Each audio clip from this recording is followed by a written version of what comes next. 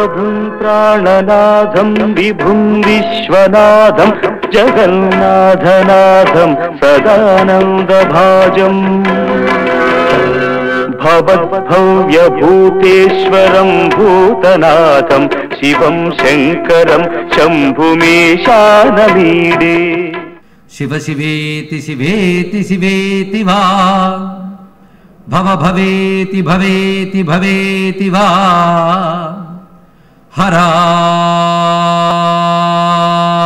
హరేతి హరేతి హరేతి వా భజ మనః శివమేవ నిరంతరం.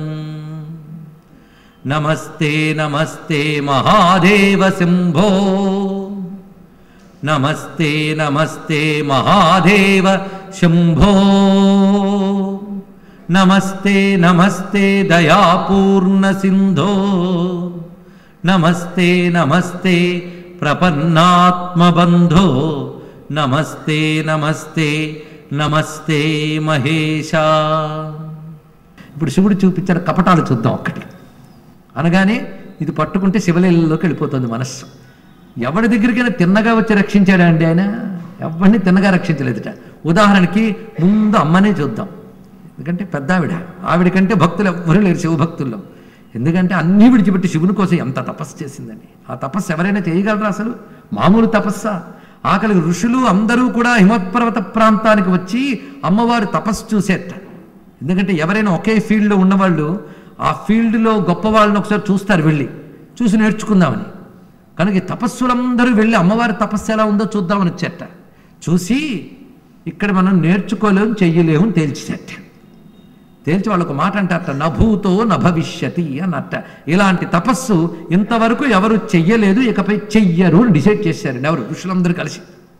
మనలాంటి జడ్జిమెంట్లు కావండి.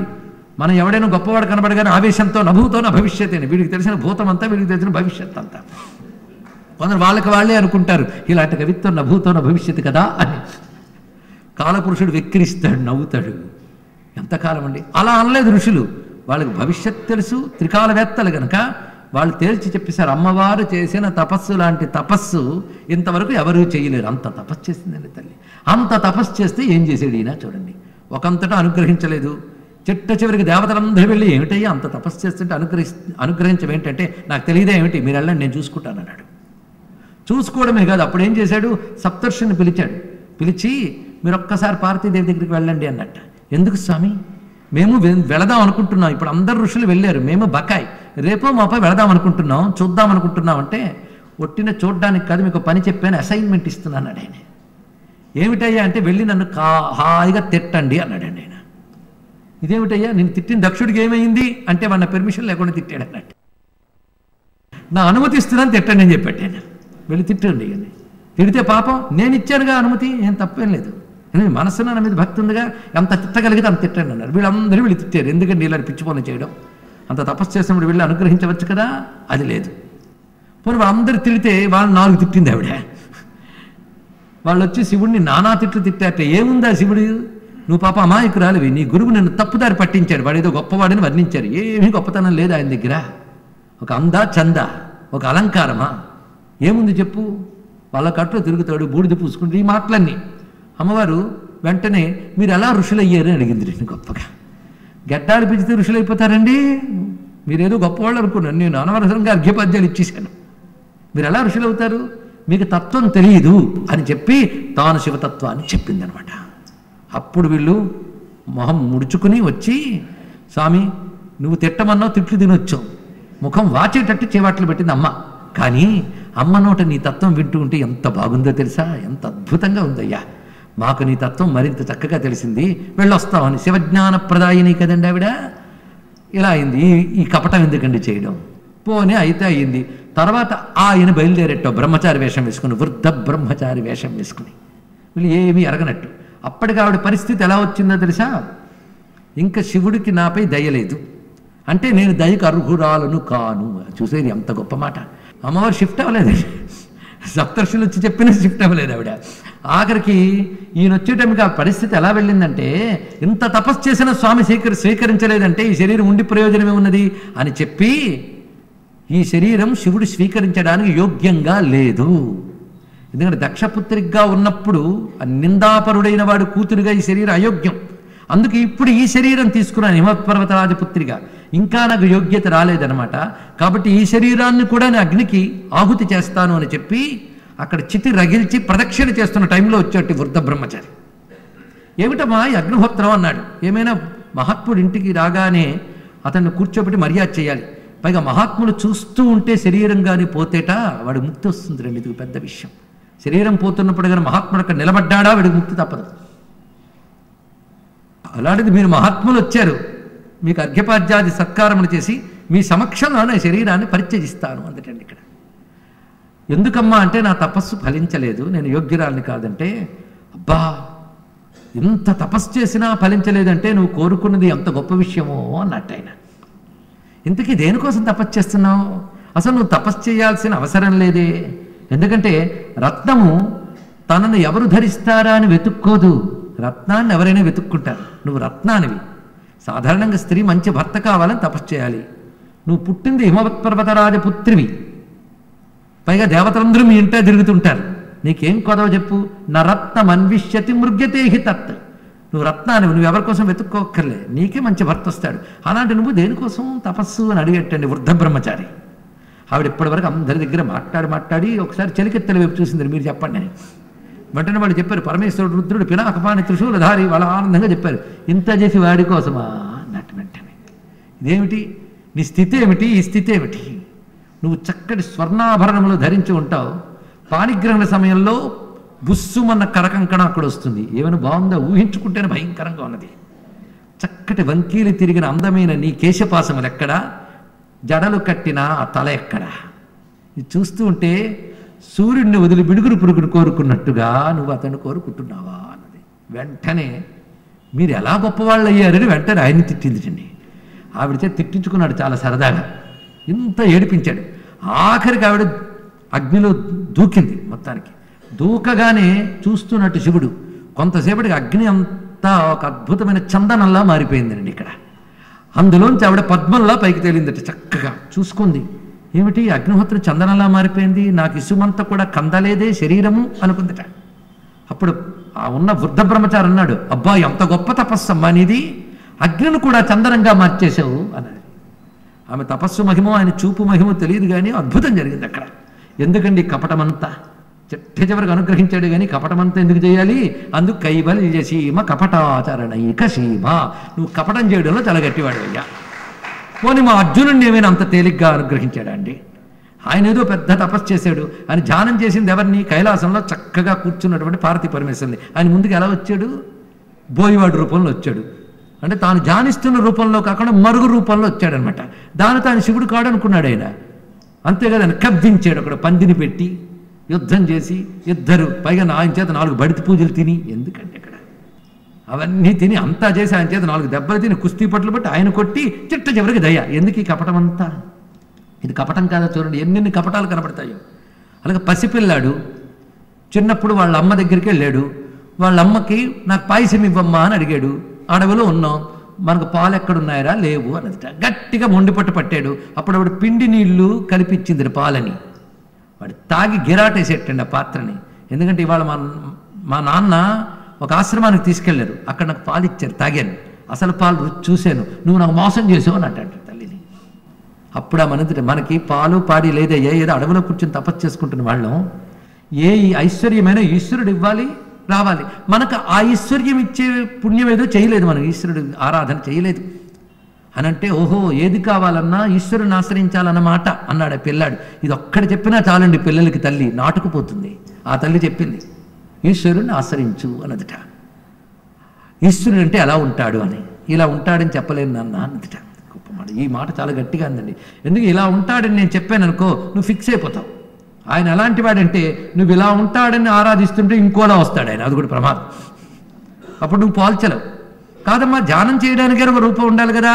అప్పుడు ఆవిడ ఏం చేసిందంటే అక్కడ అగ్నిహోత్రం నుంచి భస్మం తీసి పిల్లాడికి పెట్టి పంచాక్షరి ఉపదేశం చేసి శివస్వరూపాన్ని వర్ణించిందండి. నమ శివాభ్యాం నమ యవ్వనాభ్యాం పరస్పరాశ్లిష్ట వృద్ధరాభ్యాం నగేంద్ర కన్యా వృషకేతనాభ్యాం నమో నమ శంకర పార్వతీభ్యాం. శివస్వరూపాన్ని వర్ణించి వీడిని ధ్యానం చేసుకు వెళ్ళింది. చక్కగా వెళ్ళాడు ఆయన, ధ్యానం చేసుకున్నాడు శివుణ్ణి. కొంతకాలం తర్వాత చిత్రం ఏంటంటే ఆయన ముందు ఒక ఐరావతం మీద ఇంద్రుడు కనబడ్డాడండి. ఇక్కడ ఇంద్రుడిని వెంటనే చూశాడు ఈయన. ఓహో ఇంద్ర నమస్కారం అన్నాడు, పోల్చుకున్నాడు. పైగా చుట్టూ అనేక మంది దేవతలు, మధ్యలో ఐరావతం మీద ఆయన, పక్కన శచీదేవి, అన్నీ బాగున్నాయి. ఆయన ఇంద్రుడికి నమస్కారం చేశాడు. ఇంద్రుడు అడిగాడు నీకేం కావాలి అన్నాడు. శివపాదాలపై భక్తి కావాలన్నాడు. అంటే చూడండి ఏం అద్భుతమైన మాట. కూర్చున్న దేనికి? పాల కోసం. అడిగింది ఏమిటి? భక్తి. ఎంత గొప్ప మాట. అంటే తపస్సు చేయడానికి పాలు కావాలనే కోరిక సరిపోయింది. తపస్సు కూర్చున్నాక సంస్కారం పండి బుద్ధి పరిణితి చెంది ఏకంగా పరమేశ్వర తత్వం అవగతమై అది చాలని స్థితి లభించింది. ఇది వాడి యొక్క స్థితి. ఆ స్థితి ఏమిటో రుజువు చేస్తున్నాడు పరమేశ్వరుడు ఇక్కడ. మొత్తానికి ఏమన్నాడు? శివపాదాలపై భక్తి కావాలి అన్నాడు. అసలు నువ్వు కూర్చున్నది పాల కోసం, అది నాకు తెలుసు. ఆ పాలు నేను ఇస్తా. పాలేముంది? అమృతం ఇస్తా నీకు. నేను స్వర్గం నుంచి వచ్చాను, అమృతం నీకు ఇస్తాను. పాలేమిటి? కర్మ. అమృతం ఇస్తా. కల్పవృక్షాల కామధేనువులు నీ ఇంట్లోంచి కట్టేస్తాను. ఆ శివుడు ఆవిడ మధ్యలో, వాడి దగ్గర అసలు ఏ సంపద లేదు. పైగా వాడి దగ్గర ఏమైనా పాల అమృతమా ఉందంటే మాకు తెలిసిన హిస్టరీలో విషం తాగిన దాఖలా ఉంది అంతే.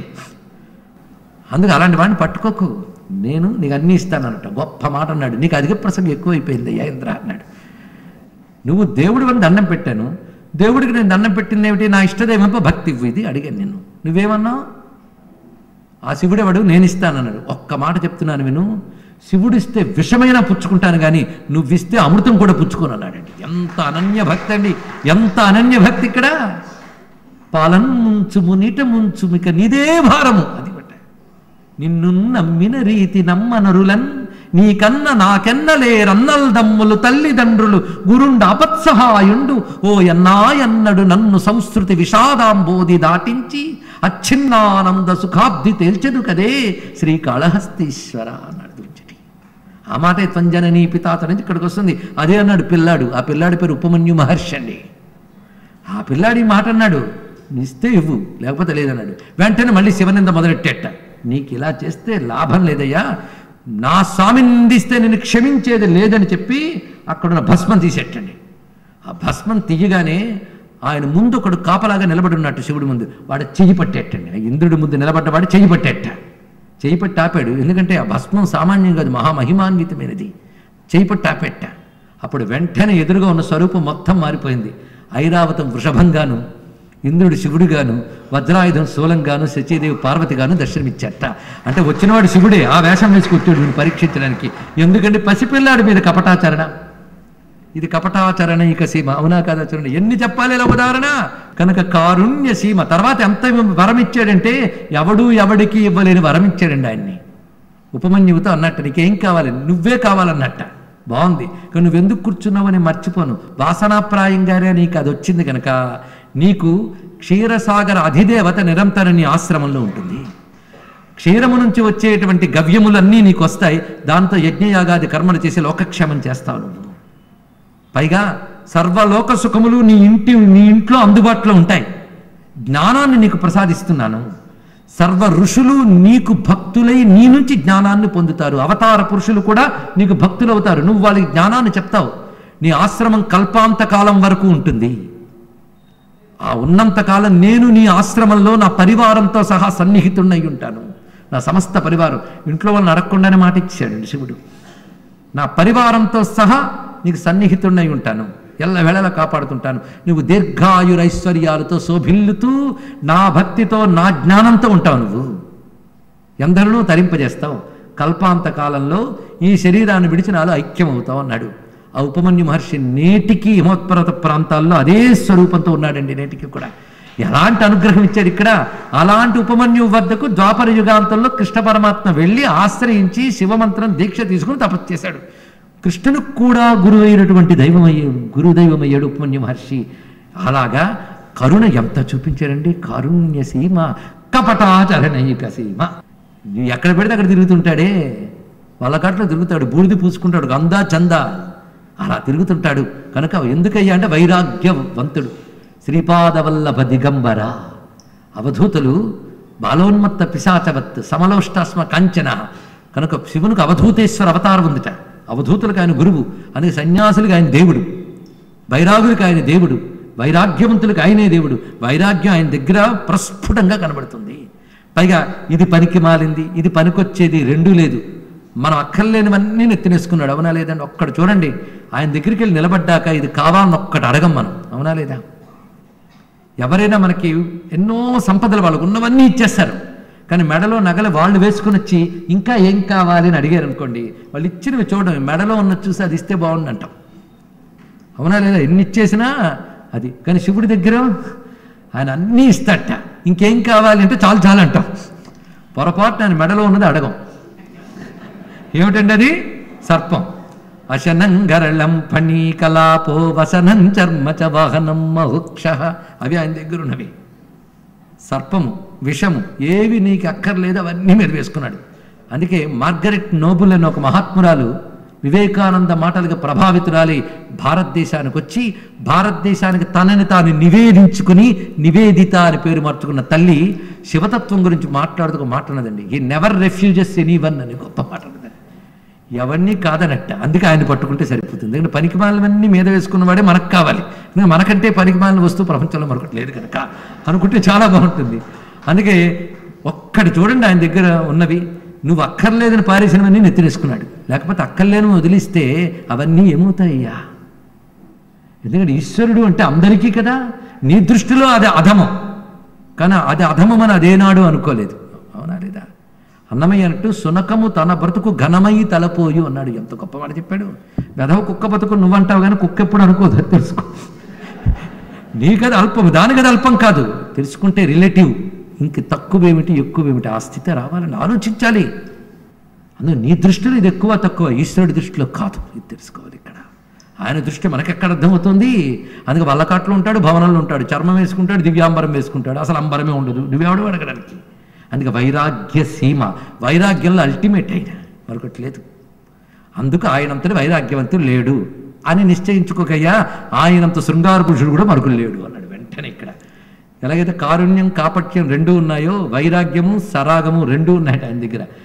ఎంత శృంగారవంతుడంటే ఆయనంత శృంగారం మరెవ్వరి దగ్గర లేదుటండి. ఎందుకంటే తను తన స్త్రీని ఎంత ఆదరిస్తాడనే దాన్ని బట్టి వాడికి ఎంత సంసార లంపటత్వం ఉందో తెలుస్తుంది. బాగా ఆదరించేవాడంటే ఒక ఆయన నోట్లో పెట్టుకున్నాడు, ఒక హృదయంలో పెట్టుకున్నాడు. ఈయన అలా కాదు, బాడీలో సగం ఆవిడే. ఇంకేమిటి చెప్పేది? కనుకనే భార్యని ఆదరించడం ఎలాగో మా శివుణ్ణి చూసి నేర్చుకోండి అంటున్నారు ఇక్కడ. అంత ఆదరించాలి భార్యని. పైగా మీరు ఎప్పుడైనా గమనించండి, ఆది దంపతులు, పురాతన దంపతులు, పురాణ దంపతులు వాళ్ళిద్దరి మధ్యనే హార్మనీ అనేది ఒకటి ఉంది. ఇంకెక్కడ మనకు కనబడదు. ఇక్కడ సామరస్య పరాయణ హార్మనీ. హార్మనీ అంటే తెలుసు కదా, అంత తెలియని వాళ్ళు ఉన్నారు ఇక్కడ. ఆ హార్మనీ అండి మనకు సృష్టిలో లోపం అదే. భార్యాభర్తల మధ్య సామరస్యం ఉందనుకోండి, ఇల్లు క్షేమంగా ఉంటుంది. అలాంటి సామరస్యం కలవాళ్ళ వాళ్ళిద్దరే. అది ఎక్కడ చూడండి ఒక చక్కని దాంపత్యం, ఒక లాంగ్ లైఫ్ కలిగిన దాంపత్యం కనబడితే వెంటనే వాళ్ళు నమస్కారం చేసినప్పుడు పార్వతీ పరమేశ్వరుల్లో ఉన్నారండి అంటాం. వృద్ధ దంపతులు చూస్తే అంటే అర్థం ఏంటి? ఆఖరికి మా కాపురం హాయిగా ఉండాలి అంటే లక్ష్మీదేవైనా సరే నమస్కరించేటప్పుడు నమ్మితి నామనమ్మున సనాతనులైన ఉమామహేశులన్ మిమ్ము పురాణ దంపతుల అనవలసిందే. ఎంత ఆదరించాడండి తల్లిని, సగం ఇచ్చాడండి. అది గొప్ప విషయం. అందుకు తన శరీరంలో సగాన్ని ఇచ్చాడంటే ఇద్దరం కలిసి ఒక్క స్వరూపమే అని చెప్పాడు. అది అర్ధరారీశ్వర స్వరూపం. పక్కన కూర్చోబెట్టుకుంటే ఇద్దరు వేరు వేరు, శరీరంలో సగం ఇచ్చాడంటే మేమిద్దరుగా కనబడుతున్నా మేము ఒక్కరమే అని చెప్పడానికి. ఇలా భార్యని ఆదరించగలిగే వాళ్ళు ఎవరున్నారండి? అలాగా వనితాదరణైక సీమ. పైగా అలంకారాలు పెట్టేటప్పుడు ఒక్కొక్కప్పుడు పైత్యం ముదిరితే ఒక మాట అంటూ ఉంటారు, ఆకాశంలో ఉన్న చంద్రుణ్ణి తీసుకొచ్చి నీ సిగలో పెడతా అని.